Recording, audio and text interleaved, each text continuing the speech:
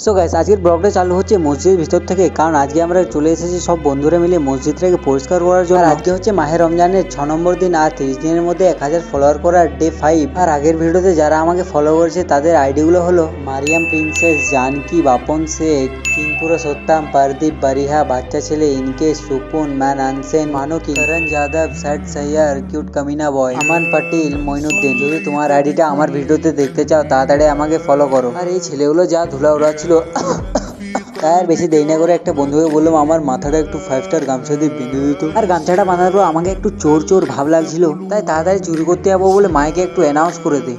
আসসালামু আলাইকুম প্রিয় ভাই বোনেরা, সেহরির টাইম হয়ে গেছে, সবাই উঠে যাও আর বেশি বেশি করে আল্লাহর কাছে দোয়া করো। আমরা মসজিদ পরিষ্কার করতে এসেছি।